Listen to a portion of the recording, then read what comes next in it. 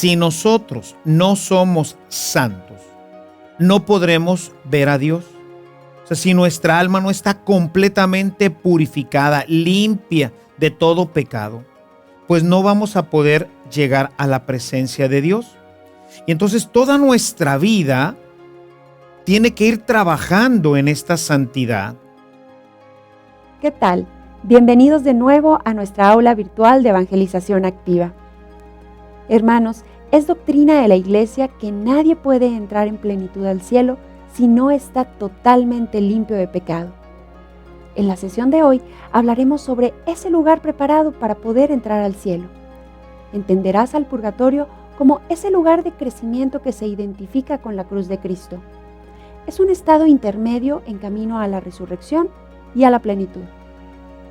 Nadie pues debe temer a la muerte ni al purgatorio, pues ambos son una verdadera experiencia del amor misericordioso de Dios que nos ha llamado a vivir en Él y para Él.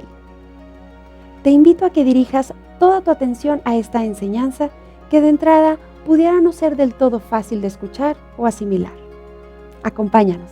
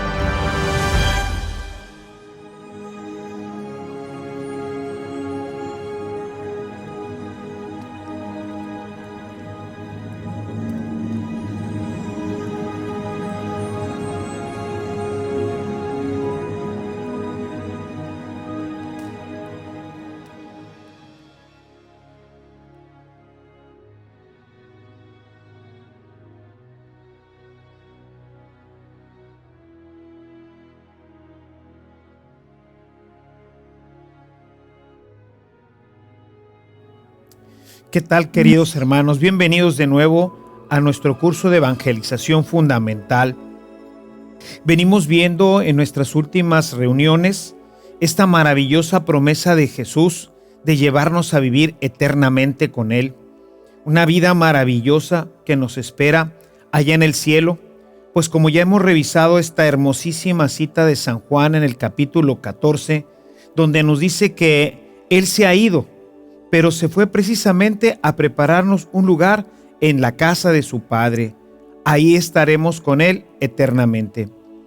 Veíamos que este estar con Él, lo veíamos en nuestra reunión anterior, no es simplemente como algunos piensan, solamente en el alma, ¿verdad? Solamente se separará de nosotros nuestro cuerpo en el momento de la muerte y nuestra alma irá al cielo.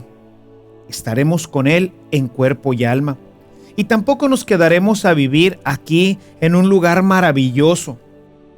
La tierra desaparecerá, dice el capítulo 21 del Apocalipsis. Todo lo que hoy conocemos, toda esta tierra que hoy conocemos será completamente destruida. El apóstol Pedro dice que pues todo desaparecerá, ¿verdad? Se consumirá en el fuego y entonces quedaremos solos con Dios en una dimensión diferente, en un estado de vida diferente, en algo que, como dice el apóstol Pablo, ni ojo vio, ni oído escuchó, ni siquiera puede venir a la mente del hombre lo que Dios tiene preparado para nosotros. Es algo maravilloso. Y esta promesa, pues la hemos venido desarrollando en estas últimas reuniones.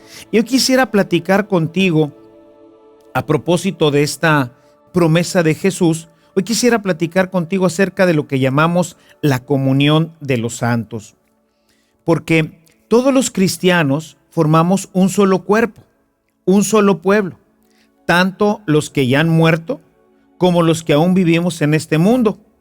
De esta manera, el pueblo está dividido en lo que se conoce como la iglesia militante, que somos los que estamos en la tierra, la iglesia purgante, que es la que está en el purgatorio, y la iglesia triunfante, que es la que goza ya de la vida de Dios en el cielo. Es una sola iglesia, porque es un solo cuerpo.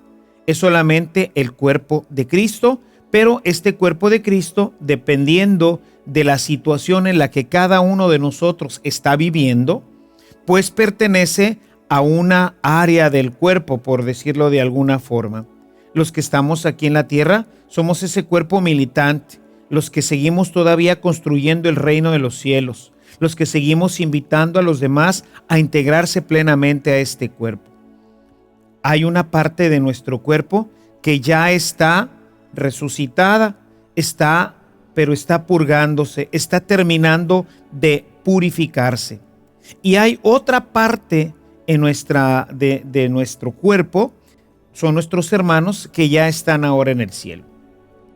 En esta situación podemos todos orar unos por otros, pues todas nuestras oraciones son aplicadas para la salvación de nuestros hermanos.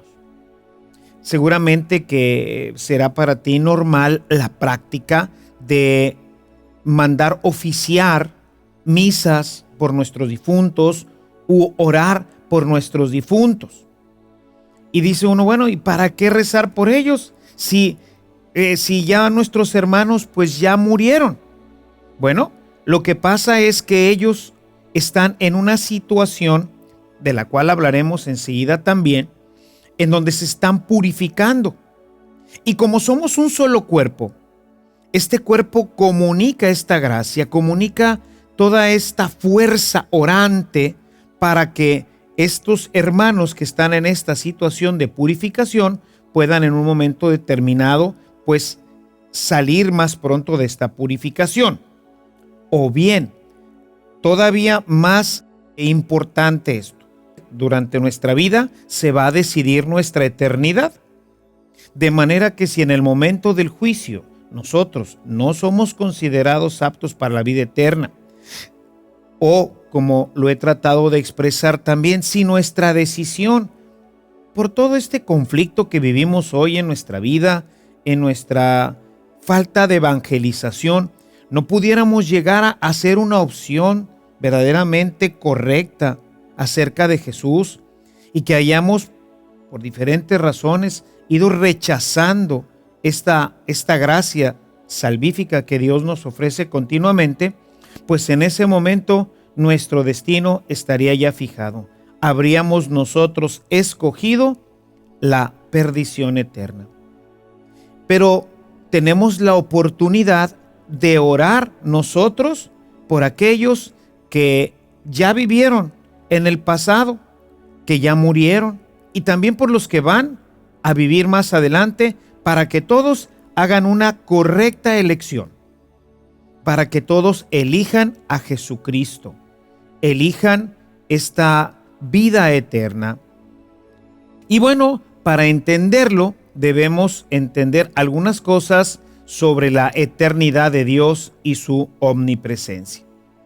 El cuadro que ahora estás viendo en tu pantalla ilustra cómo se realiza esto. Primero, como ya sabemos, Dios vive en la eternidad donde no existe el tiempo. Yo quisiera iniciar nuestra reflexión a través de la cita de 2 de Pedro 3:8. Te invito a que vayamos a nuestra Biblia y busquemos ahí segunda carta de San Pedro, versículo 8 del capítulo 3. Dice el apóstol: una cosa, hermanos queridos, no pueden ignorar, que un día es para el Señor como 1000 años y 1000 años como un día. O sea, el tiempo para Dios no es como nuestro tiempo. ¿Por qué? Porque Él vive en la eternidad. Para Él, todos nosotros estamos vivos en un solo instante. En esta gráfica que ahorita tú estás viendo, podemos ver cómo hay una línea de tiempo en esta parte horizontal. Podemos ver ahí cómo hay una línea de tiempo que partiría, pues ahí podríamos, yo le puse 1400, ¿verdad? Pero podríamos tener ahí, pues desde el principio, ¿no? Ahí estaría toda la vida de los hombres, desde el primer hombre, desde Adán y Eva, hasta el final. Es lo que llamamos la línea de tiempo. Y he tratado de poner en la parte de arriba lo que es la eternidad. O sea, es algo que Dios ve ahora en un solo momento. Si tú te fijas en si pusiéramos a Dios ahí en el vértice, pues Dios podría estar viendo en un solo instante. Él ve absolutamente toda la eternidad. Para Él no existe 1900, 1400, el año 1, 2, 3 o el año hasta que se acabe nuestra vida, pues para Él es exactamente el mismo instante. Nosotros esto no lo podemos comprender. Por eso el apóstol Pedro nos dice que para Él 1000 años es como un día y un día como 1000 años. ¿Qué nos está diciendo? Dios no vive en la dimensión que nosotros llamamos tiempo. Él vive en una dimensión que nosotros no podemos entender, que se llama eternidad. Porque como nosotros hemos sido creados finitos, es decir, tuvimos un principio y parecería que vamos a tener un fin, aunque realmente no es así, porque nuestra muerte no termina con nuestra vida. El hombre, como ya lo he comentado, es creado en una expresión en latín que se llama ab aeternum, es decir, hemos sido creados para la eternidad. Lo que quiere decir que tuvimos un principio, pero ya no tendremos fin. Esto, bueno, digámoslo de nuevo por aquí, pues esto es lo grave de nuestra vida humana, que como no tendremos fin, pues nuestro fin puede ser muy bueno. O sea, nuestra vida eterna puede ser excelente en la casa de Dios, o puede ser terriblemente malo si nosotros decidimos el camino hacia la perdición. Entonces, en esta gráfica podemos ver que es lo eterno, el hoy eterno, el no tiempo. De manera que Dios ve en un solo instante todo. Y por eso nosotros podemos decir que nuestras oraciones de hoy, hoy en este tiempo en el que nosotros estamos viviendo, bueno, pues nosotros en nuestro tiempo parecería que nuestras oraciones suben en el tiempo de hoy y que Dios escucharía, pues en el mejor de los casos, hacia el futuro. Entonces, si yo oro hoy por la gente del futuro, los hijos de los nietos de mis hermanos, 5 generaciones adelante, pues yo podría pensar, bueno, pues Dios, ahorita mi oración sube a Dios y Dios la va a aplicar. Yo voy a pedir, Señor, yo te pido por estos nietos y bisnietos y todas las generaciones de mis hermanos y de mi familia y de mi parroquia. Yo te pido, Señor, que les ayudes a vivir una vida santa, una vida en tu presencia. Concédeles todas las gracias que van a necesitar. No permitas que caigan en el pecado. En fin, yo puedo pedir por ellos para que ellos pues se vayan al cielo. Sin embargo, pues diría, ¿y por mi abuelito? ¿Y por mi bisabuelito? ¿Y por todos los que han vivido antes que yo? Bueno, en esta gráfica que estoy mostrándote, podemos ver que tanto el que aparece en el 1400 o antes, como el que aparece en el 2380 o después, bueno, pues esto para Dios es exactamente lo mismo. Mi oración por mi abuelito es exactamente lo mismo que por los bisnietos o tataranietos de uno de mis hermanos. Es exactamente lo mismo. Dios va a conceder las gracias en base no a nuestro tiempo, sino a su tiempo. Porque para Él todos nosotros vivimos en el mismo instante, en el mismo momento. No hay ayer, no hay mañana, todo es un eterno presente. Por eso nosotros en esta época, ¿verdad? En el 2012 que estamos ahorita viviendo, estamos orando por una persona que murió hace 20 años o 30 años, supongamos nuestro abuelo o cualquier otra persona, y la oración es escuchada por Dios cuando nuestro abuelo está aún con vida. esta oración que yo estoy haciendo ahorita, esta misa, porque la gente dice, ¿para qué estar ofreciendo tantas misas por los muertos? ¿Ya para qué eso? Pues ya se murieron. Si ya se salvaron, pues ya se salvaron. Y si no, pues entonces ¿para qué? No. Porque para Dios no hay mañana, no hay ayer.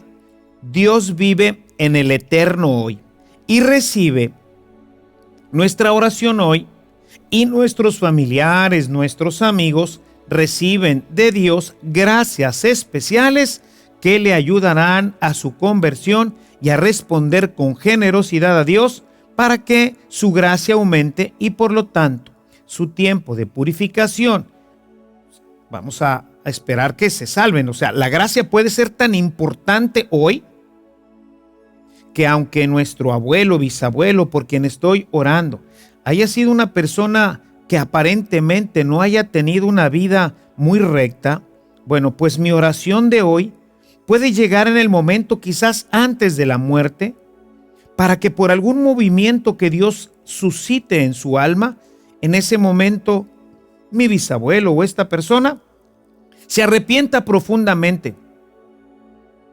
A veces cuando voy a ver a los enfermos, cuando ya están muy graves y ya ni siquiera pueden hablar, que están ya inconscientes, yo oro al Señor para que esa oración produzca en él un movimiento interno, que su alma pueda en ese momento arrepentirse, tomar una decisión diferente a la que quizás haya vivido hasta ese momento, y Dios le conceda la salvación eterna.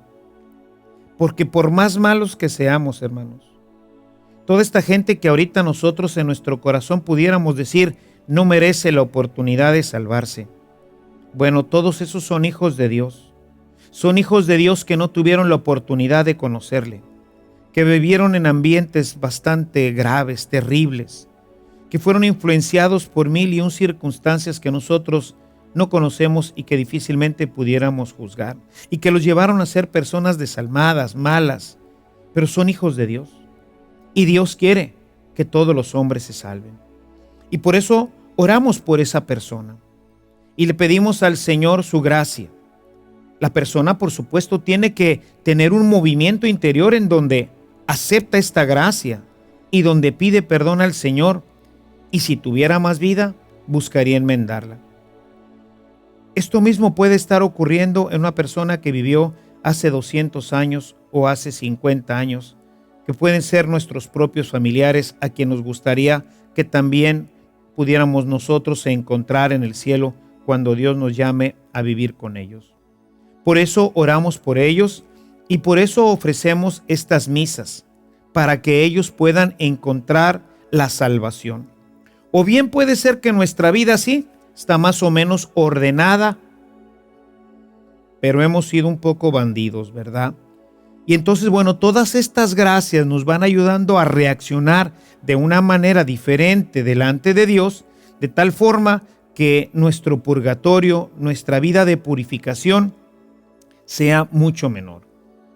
Hoy nosotros, aunque nos parezca extraño, hoy nosotros estamos recibiendo gracias que Dios nos envía en virtud de la oración que harán por nosotros años después, pero que Dios en su eterno presente hace llegar hoy a nosotros. Probablemente, pues ahorita están orando esos nietos o bisnietos de mis hermanos. Hoy están diciendo, pues, Señor, te pido por mi tío Ernesto, aquel sacerdote que vivió, pues no sé, hace 50 años, y yo te pido que le des gracias abundantes para que pueda permanecer fiel a ti, en fin. Y yo ahorita estoy viviendo gracias maravillosas, muy posiblemente en virtud de estas personas que muchos años después van a estar orando por mí, o a lo mejor estoy recibiendo gracias que mis abuelos o mis bisabuelos hicieron por las futuras generaciones, porque para Dios no hay un tiempo. Dios vive en un eterno presente. Por eso, todas las misas que nosotros mandamos oficiar por nuestros difuntos son aceptadas por Dios para la salvación de nuestros seres queridos, lo mismo que nuestras acciones y nuestros sacrificios. Esto mismo sucede con la iglesia purgante y triunfante, pues todos están orando ahora por nosotros. O sea, toda esa gente que está ya en la eternidad, pues ahora está orando también por nosotros y está orando por todos los que antes vivieron antes de nosotros y los que van a vivir delante de nosotros. Somos un solo cuerpo que vive en un eterno presente para Dios, y por eso Dios manda estas gracias sobre todos nosotros. Todos están orando por lo mismo a Dios para que todos nos salvemos y participemos de Dios de una manera perfecta en el cielo cuando llegue al final nuestra vida en esta tierra.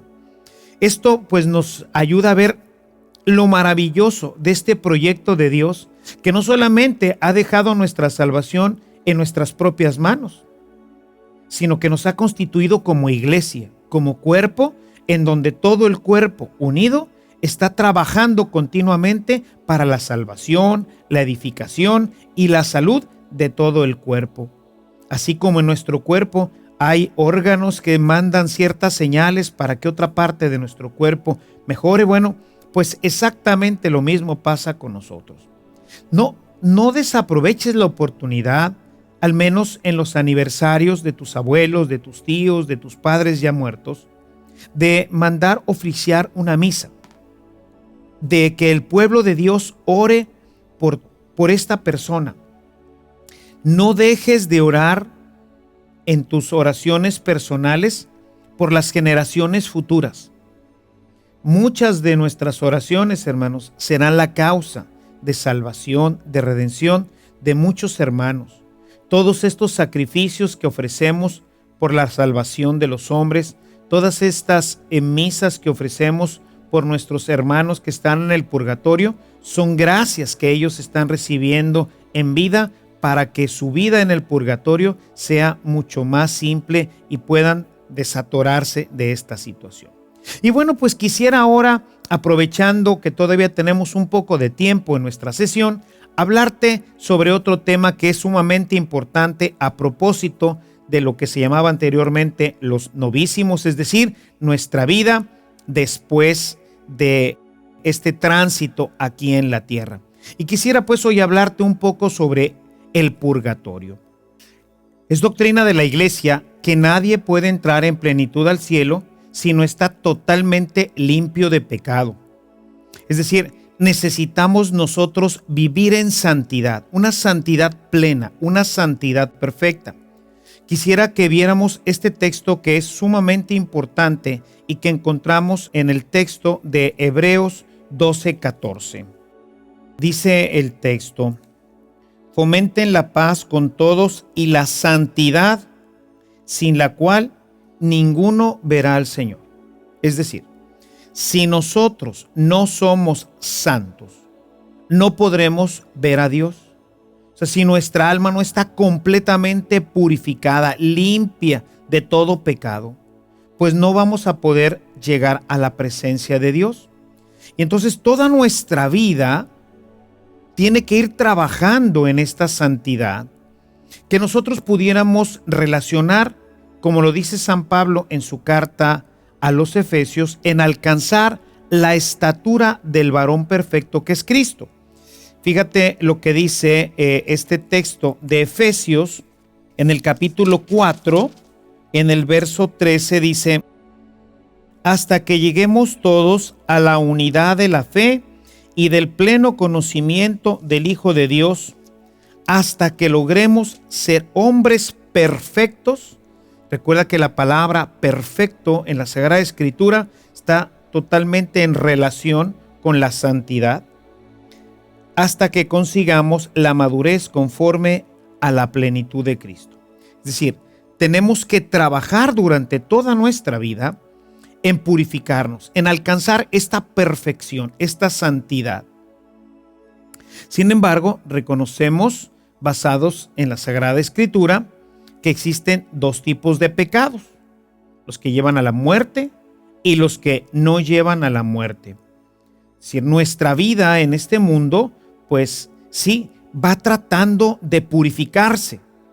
Y lo primero que hacemos, pues obviamente, es apartarnos de lo que llamamos el pecado mortal, el pecado grave, el pecado en el que nosotros somos claramente conscientes de que estamos haciendo mal, de que estamos yendo contra la ley de Dios. El pecado mortal, según el catecismo, se comete, se realiza cuando cometemos una acción o un pensamiento con pleno conocimiento, con pleno consentimiento y cuando la materia es grave. Entonces, esto nos aparta de Dios. Cuando nosotros cometemos un pecado mortal, entonces nosotros estamos perdiendo la salvación, porque hemos rechazado la vía, el camino, el mandamiento que Dios nos ha propuesto. Y lo hemos hecho conscientemente. Hay otros pecados que no los hacemos o conscientemente, o que no tienen materia grave, o que están privados de alguna forma de la libertad. Y entonces ahí tenemos los pecados veniales. Y esto lo encontramos claramente expresado en la primera carta de San Juan, en el capítulo 5. Quisiera que lo vieras en tu Biblia. Es un texto que vale la pena tener subrayado, tenerlo presente, porque es un texto importante. Primera de Juan, capítulo 5, los versículos 16 y 17. Dice: si alguno ve a su hermano cometer un pecado que no lleva a la muerte, pida a Dios por él, y Dios le dará la vida. Me refiero a los que cometen pecados que no llevan a la muerte, porque hay pecado que lleva a la muerte. Por ese no digo que se pida. Aunque toda maldad es pecado, no todo pecado nos lleva a la muerte. Es decir, con esta instrucción bíblica, nosotros reconocemos primero que toda acción mala es pecado, pero que hay pecados que nos separan completamente de Dios y nos llevan a la muerte, y hay pecados que no nos separan, al menos completamente, y no nos llevan a la muerte. Dice la doctrina de la Iglesia que el pecado venial pues va destruyendo nuestra relación con Dios, la empaña, la fractura, pero no la rompe. Quien muere en pecado mortal es, según San Juan, condenado a la eterna muerte, mientras que los que no mueren en pecado mortal, pero que han cometido faltas pequeñas, deben purificarlas antes de tomar posesión del cielo. Por lo tanto, la Sagrada Escritura, como la Iglesia, reconoce un estado intermedio en el que el hombre se purifica o termina su purificación antes de entrar al cielo. Por eso ya desde el Antiguo Testamento vemos nosotros como en la segunda de Macabeos, en el capítulo 12, versos 38 al 45, vemos cómo Judas Macabeo pide que se hagan oraciones y ofrendas, hace una colecta entre todos los soldados para que se ofrezcan sacrificios en el templo por todos los soldados que encontraron que tenían pues amuletos, fetiches, que habían de alguna forma pues traicionado al Señor. Claro, no era algo realmente grave, al menos así lo interpretó este texto de los Macabeos, y manda a ofrecer sacrificios y oraciones para que estos hombres, estos guerreros que habían luchado por Yahvé, habían luchado por Israel, pero que en toda esta confusión que pues en todas las épocas ocurre, pues habían tomado objetos, probablemente no para darles culto, sino porque muchos de los objetos que estaban dedicados a los dioses en aquel tiempo eran de oro, como hoy también ocurre. Muchas de nuestras cruces, muchos de nuestros elementos cristianos, pues los mandamos a hacer del mejor metal, de la mejor forma. Bueno, esto ocurría también en aquel tiempo. Y entonces es muy probable que esta gente que había luchado por Yahvé, que formaba parte del ejército de los Macabeos, pues hubiera en alguna de las incursiones, se hubiera robado algunos de estos objetos para luego venderlos. Y entonces pues los encontraron entre las ropas y entonces manda a decir estas oraciones y estos sacrificios. Es decir, con esto vemos cómo ya desde el Antiguo Testamento hay esta instrucción, como lo veíamos hace un momento, de orar por nuestros difuntos. En otras palabras, antes de poder tomar posesión de la herencia, debemos de haber crecido a la altura del varón perfecto que es Jesucristo. Debemos de haber alcanzado ya la santidad. Y para explicar este estado intermedio, el padre Leonardo Boff, en su libro Hablemos del Más Allá, hace una hermosísima analogía basada en el crecimiento de la gracia en nuestro diario vivir. El hombre, dice él, desde su bautismo, ha llegado a la altura del varón perfecto. Sin embargo, el pecado lo va disminuyendo o lo va retrasando. Quisiera ponerte un ejemplo un poquito más claro en esto. Seguramente que en tu infancia habrás jugado un juego que se llama Serpientes y Escaleras.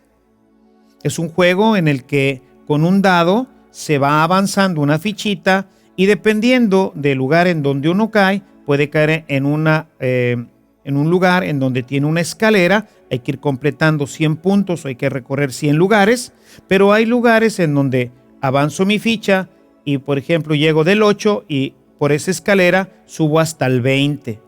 Ya me evité todo lo demás y así voy subiendo. Pero también hay lugares en donde en vez de tener una escalera, tienen una serpiente. Y si caigo en la serpiente, pues me retraso.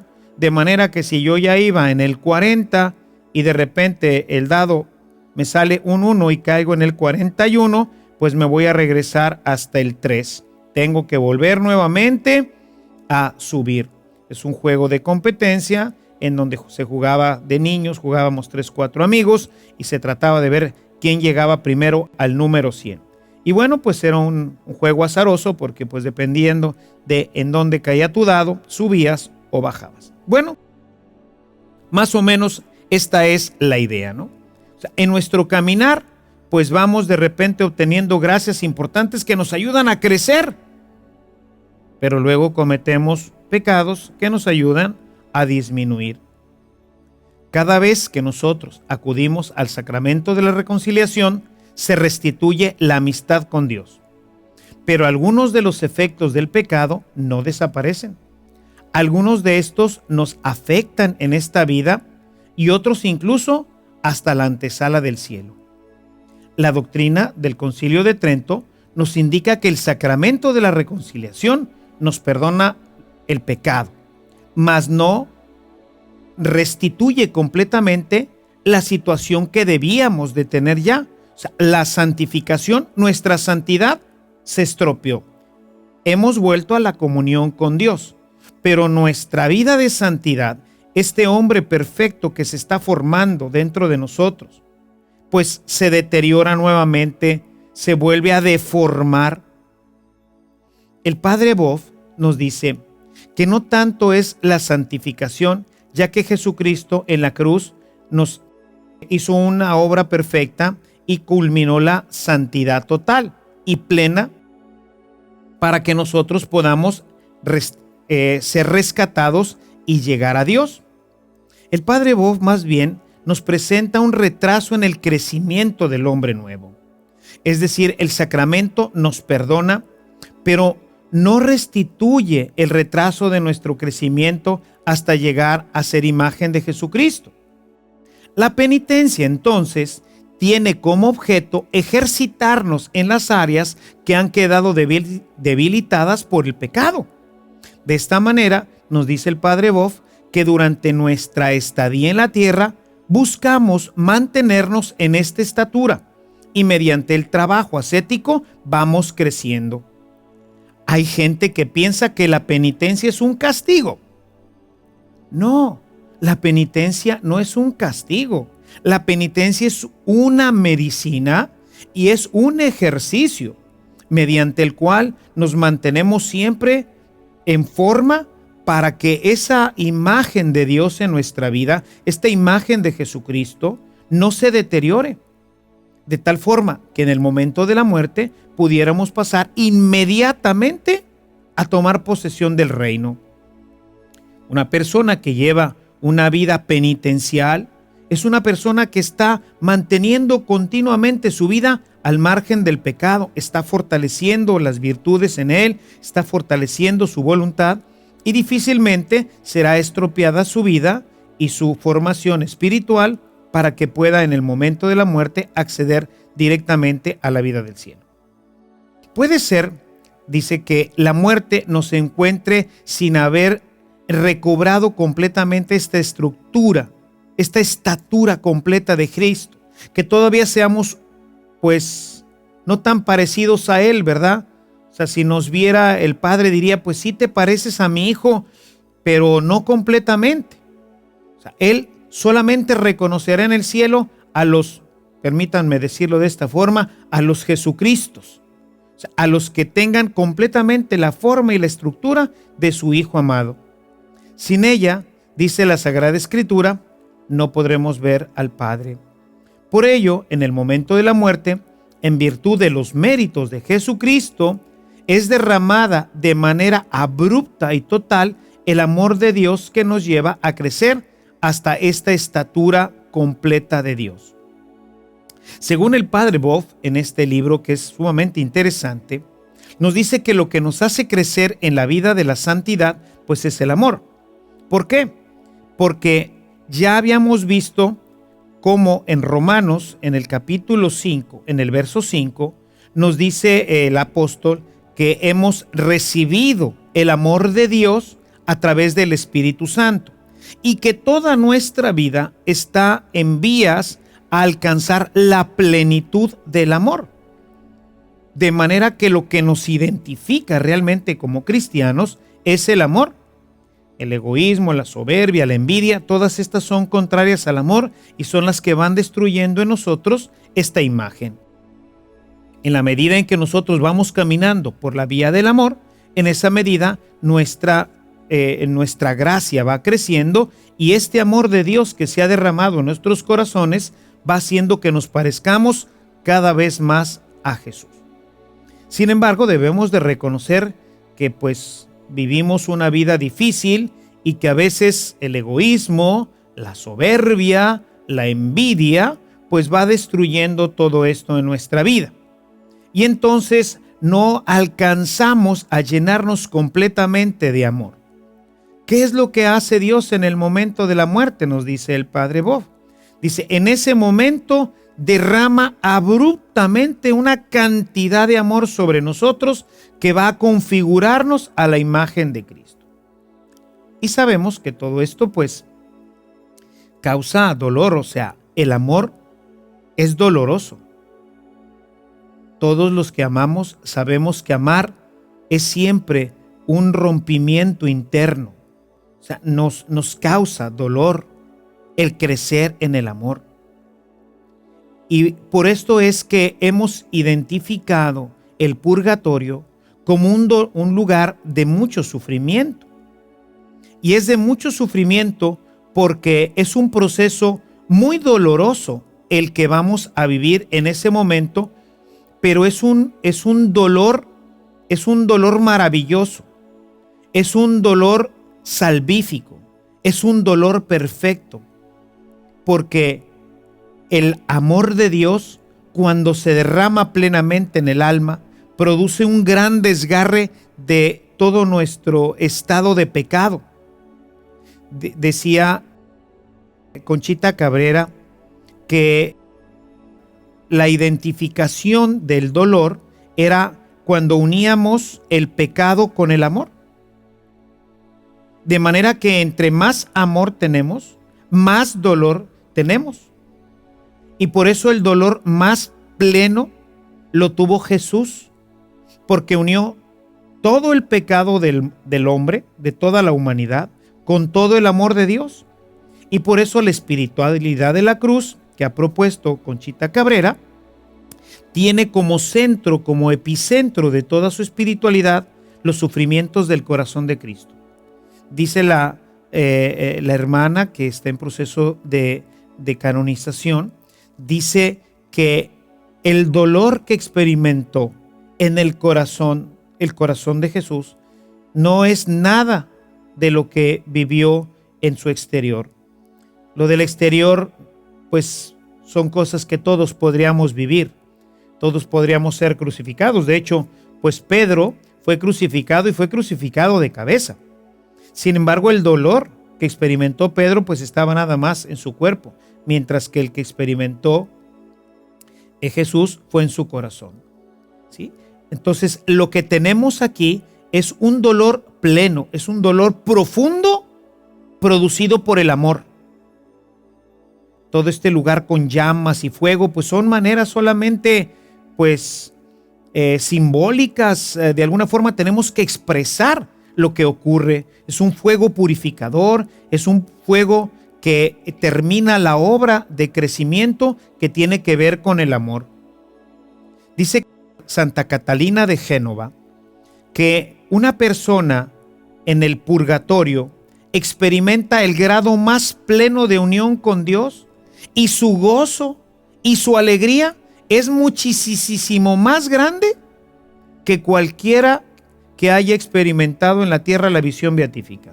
Santa Teresa de Jesús, San Juan de la Cruz y todos los santos a los que Dios les ha concedido tener ya la visión beatífica, dice, bueno, esos gozos y esas experiencias no son absolutamente nada comparado con lo que está viviendo ya de gozo esta persona, porque está viendo ya de frente a su Salvador, está viendo ya de frente el cielo y sufre terriblemente, dice la santa, porque no lo puede abrazar.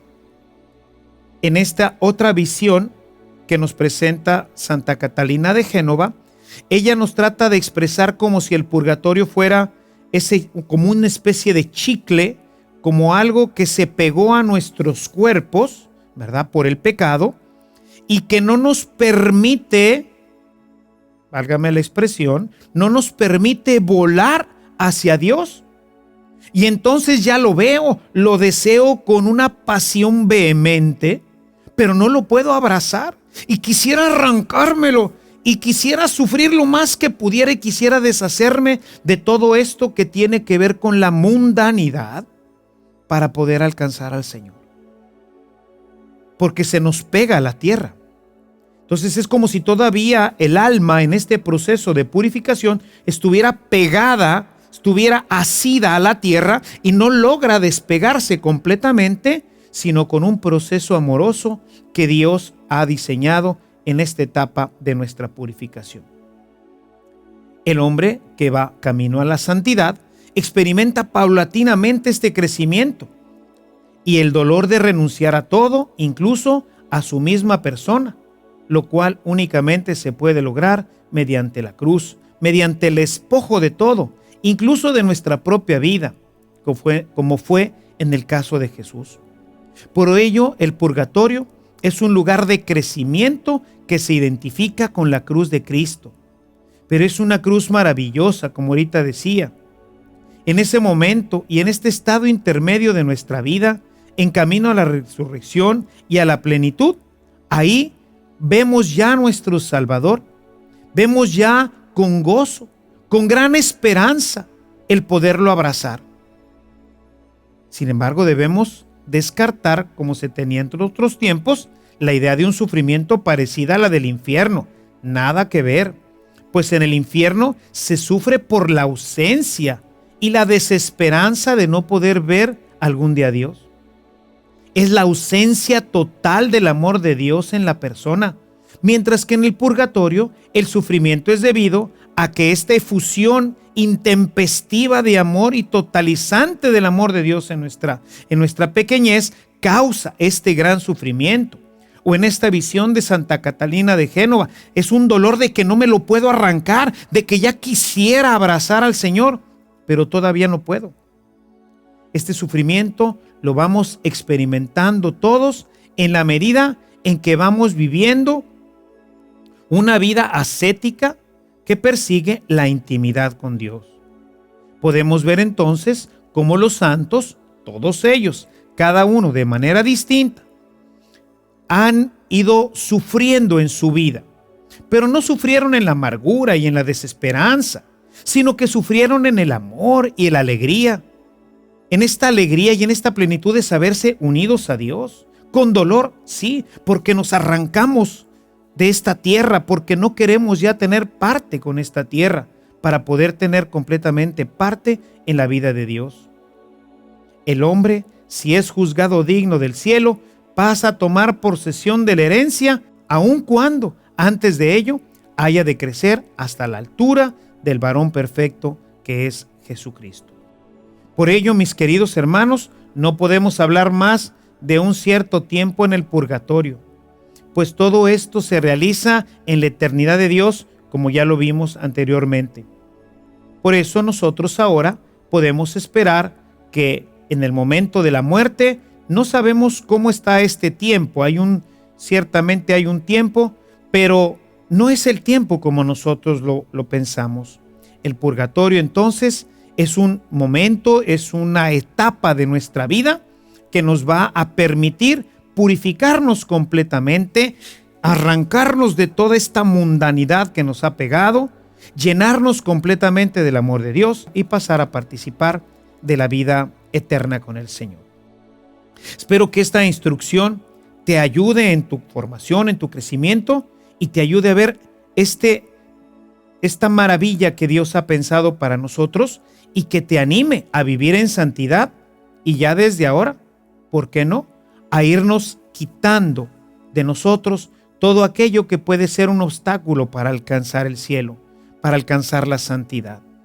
Vivir una vida ascética, una vida cercana al Señor, será la mejor garantía de que nuestro tránsito hacia la plenitud con Dios será corta, será simple, será menos dolorosa y podremos alcanzar inmediatamente la vida con Dios. Llegamos aquí al final de esta catequesis, de este momento, pero te espero en nuestra próxima reunión. Hablaremos un poco más de todo este tema, hablaremos un poquito de lo que son las indulgencias, que es un tema importante porque se ha criticado mucho a la iglesia acerca de las indulgencias. ¿Qué son las indulgencias? Hablaremos de la vida en el cielo, hablaremos de si los niños al morir, pues ¿qué pasa con ellos? ¿Se van al cielo? ¿No se van al cielo? ¿Existe o no existe el limbo? En fin, son temas que me gustaría que viéramos juntos en nuestra próxima reunión. Gracias por estar con nosotros y por seguir participando de este curso de evangelización fundamental. Te espero en nuestra próxima reunión. Que Dios te bendiga y nuestra Madre Santísima te acompañe siempre en tu camino.